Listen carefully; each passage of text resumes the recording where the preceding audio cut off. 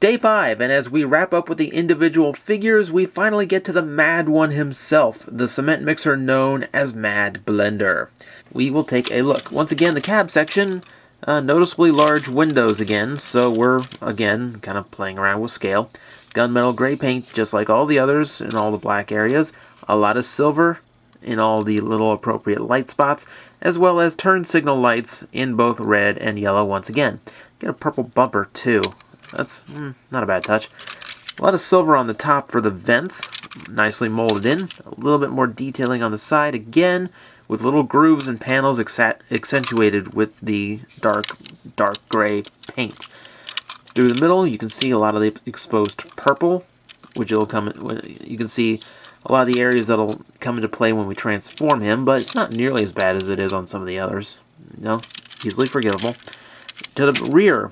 This is the only other paint app we can see. Well, you can see a little bit of silver, but, you know, for the most part, this is the only other paint we can see in the vehicle mode. Again, you got tail lights, you got turn signals, you got a little bit more silver on yet another little kind of vent area. I guess that's a vent. I don't know these machines. I clearly need to research before I do these kind of videos. He's actually kind of sparse on paint, all things considered, which, you know, it's kind of to be expected, though, when you have this big drum on your back, which that is the thing that I wanted to point out. You'll notice that thing spun really freely. Check this out. I love that. I absolutely love that. There is no mechanism there specifically designed for spinning. No little pins for metal parts that would lessen the friction and increase that spin speed. That is just plastic on plastic, well designed and smoothly molded. And it works brilliantly. There are a bunch of molded details as well. You can see some rear view mirrors have been molded into the side, along with some other details. I like these this little pyramid of little rivet holes. X-Graver had those too. You can see through the design, a lot of these are robot mode bits, so not a whole lot of design to them. I do like all these little tiny parts they started adding to it. You can really tell this is where they started getting really adventurous by adding a lot of extra detail to the otherwise flat areas, giving it a lot more character. You can see, again, he rolls quite well. 8 wheels on this one. But again, he does kind of have a problem due to his transformation joints because, yeah, his cab section will tend to fold up on you if you press down on it in the wrong spot. So that's an annoyance, but easily remedied. How about the weaponry? Well, he gets a little odd with his weapon. This is his purple gun. Yeah, well, let's be honest here. I mean, that's a little bit plain compared to some of the others. There's no real definition to it. The only thing that really makes it stand out is the, I guess, fin, ammo clip, whatever you want to pretend it is. It is removable, but then again, why would you? Because that, you know, just otherwise looks silly. Now, he doesn't quite do as much as you can do on the others. Again, they made sure there was a mounting point on the front, so you can have the guns pointing forward. Really, the only other mounting point you can use besides that, though, is back here on the purple connector. And you really have to, you can do it here, but it's going to look like you're shooting at his own barrel. That handle's your only other option to raise it above that. It doesn't look bad there either. The only other option is to move it around like this and disguise the weapons as extra mechanisms for the cement mixer's barrel. That's another option, you know, whichever way you prefer. Unfortunately, that's the only downside to this vehicle mode. While I love how solid it is, while I love how suited it is, and I love the spinning drum, the weapons just don't have as much versatility as we've seen in other ones so far. So that's the only downside. Otherwise, it's a brilliant cement mixer mode. Big, burly, and hefty. Quite the fan of it. There's other features too, but first, we have to see this guy in robot mode.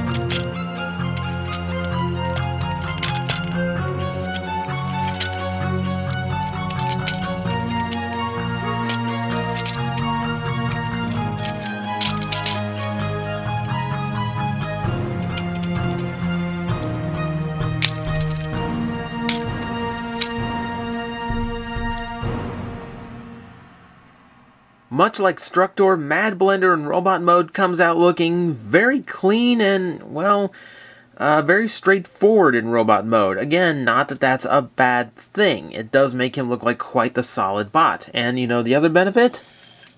Not a backpack on this one. That's because we removed the cement drum. But don't worry, we will see it again because it has a lot more to do. First off, we have to look at the robot mode and examine him in closer detail. The head, I actually quite like on this guy. Now, he does have the head thing again, which some have claimed, oh, it's a miner's helmet. No, it's a little lighter helmet of some kind. This one's a triangle. Yeah, figure it out now. The only thing I don't like is that the light piping on these guys has been brilliant up to this point, but since he's got a big hunk of plastic behind his head, his eyes don't illuminate the way they really should. That's kind of a downside. Also, head's kind of loose. You know, it doesn't quite lock into place, and I've heard that's a problem on others as well. You can see some of the extra details. The silver from the vehicle mode, that little bit now makes a lot more sense. And if you have the kibble on his shoulders folded the right way, you can bring out some of the vehicle mode's paint as well to improve the deco. Arms, a little bit of black to break up the green.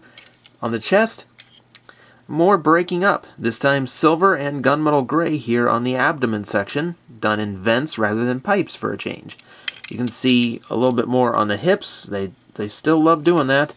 They still love putting extra details on the sides of the knees as well. This is also where the vents from the top of the vehicle mode come into play. They look very nice here, making up leg details. I actually quite enjoy that. He does bring a little bit from the vehicle mode over, but he has plenty going on in robot mode too. Gives him a very distinct look and, dare I say, a transformation to him of sorts. Excuse me if there's a shift there all of a sudden. I had to try and fix the white balance again, because once again the green is throwing things off. But yeah, anyway, I am a fan of the robot mode, and to that point, we need to look at articulation again. The head, well, you can get it all the way around despite having this all big backpack thing. Well, more of a hunchback, really, than anything else. Anyway, behind his head, it doesn't matter, his head can still turn. Transformation joint, very useful for extra shoulder articulation, gets his shoulder moving outward. This time the shoulder can only rotate forward on its own, so good thing it has that joint. Bicep rotation, elbows bend and they are not floating. Thank you. Wrists don't swivel, so that's a downside. You have a waist joint, like those. Fully ratcheted hips going forward, as well as universal joints out to the side. You can see the knee likes to bend. That's actually a transformation joint. You can use it for a knee if you want. I really wouldn't. I prefer the knee down here, because it actually looks like a solid knee. Much better in my opinion. Also, yeah, there's a swivel as well in between the leg. If you're having trouble keeping balance, the bumper, since we folded it downward, can actually be bent to an angle, just in case your pose is a little off and you need just a little bit more stability. I love when they do that. So his articulation's actually pretty good. We've seen better in this series, but we've also seen far worse. The one thing I will tell you is that the wheels on his back do cause a hindrance when putting his arms back too far. So there might be one or two poses that don't quite work for him, unfortunately. However, there are far bigger benefits to this toy that we need to get to, specifically weapon accessories. Yeah, it's these again. Now, once again, the best use for them, twin handguns. And in here, when you can actually see these clips out to the side, here they actually work a little bit better. Of course, being in his hands do give the illusion that they are proper guns. You can play around with this part too. Give him a triple-barreled cannon by adding it to the top of his purple one, just if you want to. Again, there's so many ports and peg holes in these things, it's very modular. It's really up to your imagination what it can do. You can actually leave this flipped up and store this on the top, which, positioned properly, is going to give him a gun above his head, just in case you wanted more weaponry. There you go. But this is a little lacking to me. I mean, I'm missing something here. Let's see, what do I need? What do I need? I need a big freaking drum. This is what I need. Now, it'd be one thing if you just, like, grab this thing and use it as a big mace or club weapon. That's one thing. No. TFC Toys, they go the extra mile here. It's unfortunately a little bit tricky to get open, so here, cue jump cut, and we're back. And now we have cracked this Easter egg of doom as this all unfolds to reveal the different components it is comprised of. These we'll set aside for now because I'm much more interested in the bar that this emerged from. Look at that. Lots of holes in it, extra peg, all kinds of different things going. And what looks to be a sniper's barrel. So you know what? We can have a long barrel sniper rifle. The halves of this Easter egg of doom also come apart 2 ways, and each one has an assortment of extra guns. Yep, you're unfolding an entire armory that was sitting on his back this whole time. You get this one, little tiny cannon. You can also have this one, double barrel shot. This one enormous barrel, or 2 machine gun barrels. This is a nice little bit of variety. Each one has 1 peg and 1 hole, so you can pretty much put any of them anywhere and fully deck this guy out. Now, I could put these on him any manner of way I want, but it would take forever, so I think we better just cut to the chase. Fully armed. Bring it! No, I don't care what you're bringing. You're not topping it. Bring it! Look at this guy. They're barrels on barrels. This dude is made of weaponry. There is so much you can do with this guy. It is almost endless how many weapon varieties he has and how many different things you can do with him. It blows me away. It's so well incorporated into his vehicle mode, you really wouldn't know this existed unless you were shown. But seeing him like this, decked out in all these weapons, I can't help but feel like I forgot something. What was it? Oh, of course! Ludicrous vehicle mode! So you know what? Forget flying payloaders. Forget rocket-powered dump trucks. Let me introduce you to... the Death Truck!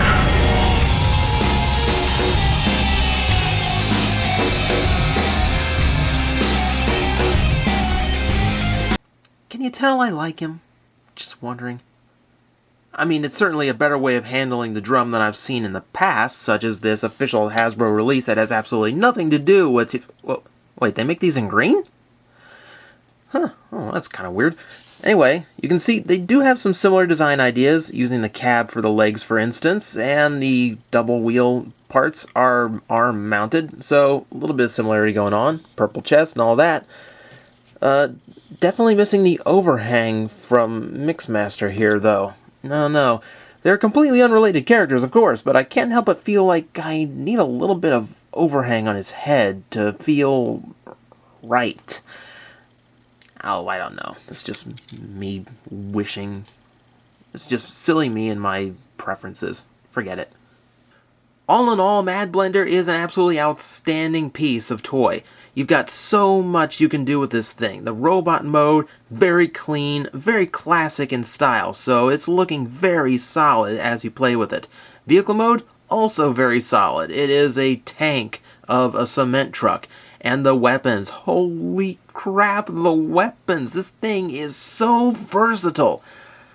More than any of the others I've reviewed, and spoiler alert, more than Neckbreaker tomorrow, this guy I feel is the most worth the money because he has so much you can do with him and he has so many parts that go with him. So for those who have been wondering, and for those who have caught the teases throughout the week, yes, my absolute favorite and my personal recommendation if you're just getting one is Mad Blender. So that only leaves one to go, and I've already spoiled which one it is. Wait, there's only one to go and I still spoil it. Wait, that doesn't make sense. Oh, screw it. Tune in tomorrow.